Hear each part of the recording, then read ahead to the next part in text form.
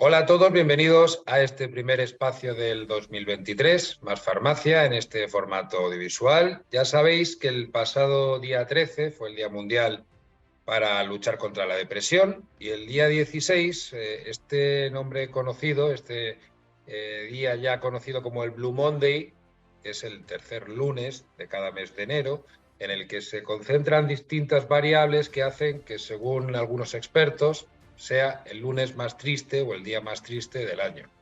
En fin, para hablar de salud mental, que es lo que nos ocupa hoy, vamos a hablar con David Aguilar, vamos a irnos hasta Granada, hasta la clínica Ronda Salud, para que nos hable un poco del tema de la salud mental, que es un problema acuciante. Hola David, lo primero.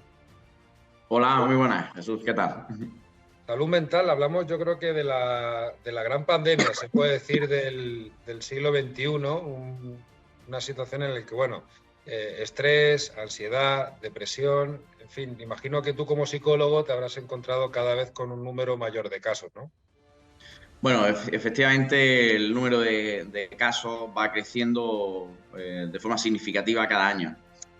Es cierto que entre los motivos por los cuales tenemos cada vez más pacientes con esta patología es la toma de conciencia de que esos estados anímicos, lejos de ser en ocasiones temporales o productos de algunas circunstancias adversas específicas, son una sintomatología que va desarrollándose y presentándose de forma periódica en los pacientes. Es por eso que cuando vienen solicitan ayuda para este tipo de sintomatología y pedir ayuda para poder sobrellevarlo. ¿Qué podemos destacar más? ¿Ansiedad, estrés, depresión o al final una cosa lleva a la otra, como se suele decir?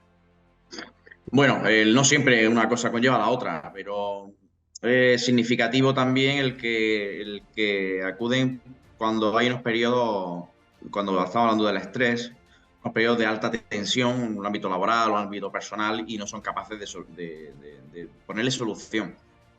Perdón. Igualmente, en los casos de estado de ánimo bajo, vienen muchísimas personas debido a vicisitudes de la vida y que igualmente no pueden atajarlo ni tienen la herramienta ni la estrategia necesaria. Si hablamos de cuáles de las dos pacientes puedan venir, yo creo que vienen casi a partes iguales, teniendo en cuenta un estudio longitudinal quizás del año. Quizás por periodo vienen más unas ocasiones por depresión y otro por esa ansiedad. Claro, hablábamos de la pandemia del siglo XXI, el tema de la salud mental bueno, y las múltiples patologías que hay y los problemas que sufre cada vez más gente, pero venimos de una pandemia como la de la COVID-19, una pandemia que ha sido muy dura para mucha gente, y además aquí no se hace distinción, yo creo que entre gente joven y gente un pelín más mayor. Imagino que todo el tema del confinamiento, lo que ha supuesto el COVID en sí, también habrá agravado en cierto modo este tipo de situaciones, ¿no? Como lo que hablábamos de estrés, de ansiedad o en su mayoría la depresión. Sí, justamente cuando acabó el confinamiento y se empezaron a relajar las medidas y ya comenzamos a salir un poco de este miedo a la pandemia, ya comenzamos a recibir muchísimos pacientes con estas patologías, ese miedo a que todo se volviera a repetir, ese duelo por haber perdido a sus seres queridos. Y bueno, y cómo no, como te he comentado antes, esa toma de conciencia en el cual pues, no se puede normalizar que estemos pues, con un estado de ánimo determinado durante un largo tiempo y no seamos capaces de poner solución e incluso tengamos un estigma social el trasladarlo a nuestros seres queridos o en nuestro entorno social. Es bien conocido además que en ocasiones cuando estamos mal anímicamente, bueno, lo primero el primer mensaje que recibimos de la gente que nos rodea es anímate. Pues, obviamente ese mensaje ya lo más probable es que nos digamos nosotros mismos a levantarnos.